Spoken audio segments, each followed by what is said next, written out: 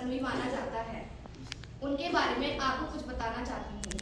मेरी एक ही इच्छा है कि भारत एक अच्छा उत्पादक हो और इस देश में कोई अन्न के लिए आंसू बहाता हुआ भूखा न रहे। उनके इन्हीं कुछ अनमोल वचन के साथ मैं उनके बारे में कुछ बताना चाहूंगी। आज हम एकता दिवस मनाने के लिए एकत्रित हुए हैं, जो सरदार वल्लभ भाई पटेल की 150वीं जयंती के अवसर पर मनाया जा रहा है। यह दिन उनके योगदान करने और उनकी विरासत को मनाने के लिए समर्पित है। सरदार वल्लभ भाई पटेल एक ऐसे नेता थे जिन्होंने भारत के एकीकरण में महत्वपूर्ण भूमिका निभाई थी।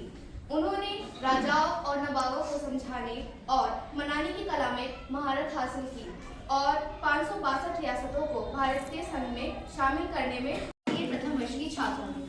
आज हम सब यहाँ एक महत्वपूर्ण अवसर पर एकत्रित हुए हैं। आज है राष्ट्रीय एकता दिवस। आज मैं आप सभी के सामने सरदार वल्लभ भाई पटेल के जन्म दिवस, जिसे हम सभी राष्ट्रीय एकता दिवस के रूप में मनाते हैं, उनके बारे में कुछ शब्द आप सभी के सामने प्रस्तुत करना चाहती हूँ। सरदार वल्लभ भाई पटेल का नाम भारतीय स्वतंत्रता संग्राम के इतिहास में स्वर्ण अक्षरों में लिखा गया है। उन्हें भारत का लौह पुरुष कहा जाता है क्योंकि उन्होंने अपनी दृढ़ इच्छा शक्ति, निडरता और अटूट संकल्प से देश को एकता के सूत्र में बांध दिया। वल्लभ भाई पटेल का जन्म 31 अक्टूबर 1875 को गुजरात के नडियाद गांव में हुआ था। उनके पिता जवेर भाई एक किसान थे और माता लाडबाई एक धार्मिक महिला थी। बचपन से ही वल्लभ भाई में दृढ़ निश्चय और आत्मविश्वास की भावना थी। उन्होंने कठिन परिस्थितियों में शिक्षा प्राप्त की और आगे चलकर वकालत का कार्य किया। वह एक सफल और ईमानदार वकील थे। महात्मा गांधी के विचारों से प्रभावित होकर सरदार पटेल ने अपनी वकालत छोड़ दी और स्वतंत्रता आंदोलन में कूद पड़े। उन्होंने खेड़ा, बारडोली और नागपुर जैसे आंदोलन में किसानों का नेतृत्व किया। विशेष रूप से बारडोली सत्याग्रह में उनकी भूमिका ऐतिहासिक रही, जिसके बाद जनता ने उन्हें सरदार की उपाधि दी। भारत की स्वतंत्रता के बाद सरदार पटेल को देश के पहले उप प्रधानमंत्री और गृह मंत्री का दायित्व मिला। इस पद पर रहते हुए उन्होंने 562 से अधिक रियासतों को भारत में विलय कराकर देश की एकता को सुनिश्चित किया। यदि उनकी दूरदर्शिता और दृढ़ संकल्प न होते तो आज भारत इतने बड़े और एकजुट रूप में नहीं होता। हम हर वर्ष 31 अक्टूबर को सरदार वल्लभ भाई पटेल के जन्मदिन को राष्ट्रीय एकता दिवस के रूप में मनाते हैं। सरदार पटेल को भारत का लौह पुरुष कहा जाता है क्योंकि उन्होंने आज़ादी के बाद देश की सैकड़ों रियासतों को एकजुट करके एक भारत का निर्माण किया। उनकी दूरदर्शिता, दृढ़ इच्छा शक्ति और अद्भुत संगठन क्षमता ने भारत की एकता, अखंडता को मजबूत बनाया। अगर सरदार पटेल न होते तो भारत आज कई राज्यों और क्षेत्रों में बटा हुआ नजर आता। अक्टूबर 1875 को गुजरात के नाडियाड नामक स्थान पर हुआ था। वह एक साधारण किसान परिवार से थे, लेकिन उनकी सोच असाधारण थी। उन्होंने कानून की पढ़ाई की और एक सफल वकील बने। परंतु जब महात्मा गांधी ने देश की आजादी के लिए आंदोलन का आह्वान किया, तब पटेल जी ने अपनी सारी सुविधाएं त्याग कर पूरी निष्ठा से स्वतंत्रता संग्राम में कूद पड़े। उन्होंने भारत का एकता के सूत्र में बांधने का जो कार्य किया वह अतुलनीय है। आज हम जिस एकजुट भारत में रहते हैं, उसका श्रेय सरदार पटेल को ही जाता है। जब भारत आजाद हुआ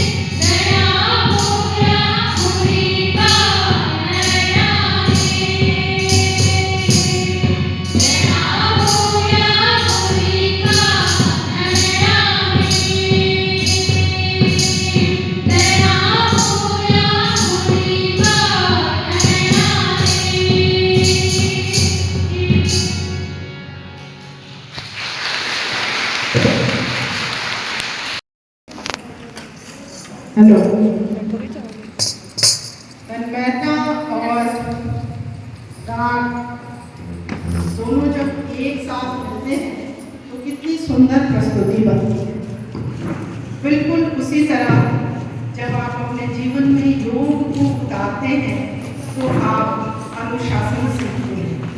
योग कुछ भी नहीं, एक अनुशासन है आपके जीने का, आपके रहन सहन का, आपके आहार विहार का, आपके मस्तिष्क और आपके शरीर के समन्वय का अनुशासन योग सिखाता है। इसके विषय में मैं कुछ नहीं जानती, ये सिर्फ आउटलाइंस हैं। आपको इसके बारे में सर बताएंगे।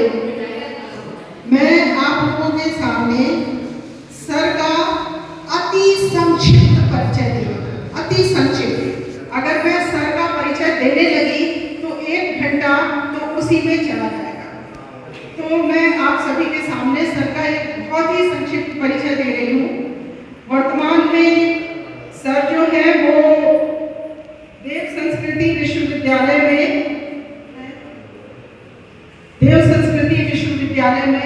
है। बस उपस्थिति आप इतना जानिए, उसके बाद में ऊपर से बताइए।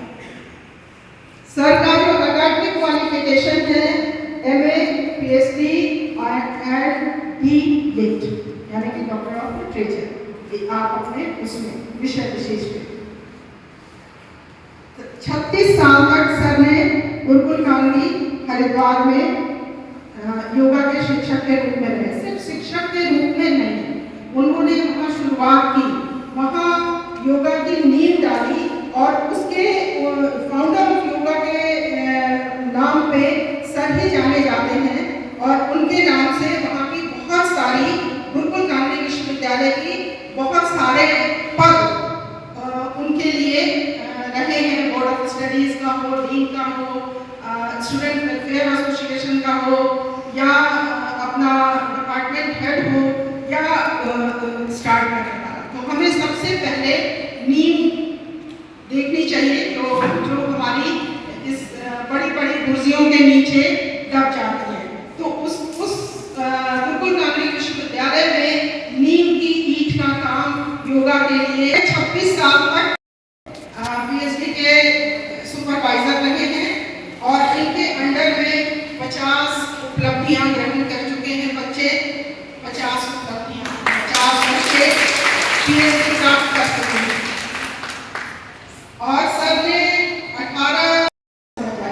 100 से ज़्यादा नेशनल सेमिनार अटेंड किए हैं, पेपर प्रेजेंट किए हैं और कॉन्फ्रेंस और सेमिनार और कॉन्फ्रेंसेस योगा के लिए ऑर्गेनाइज किए हैं। National Paris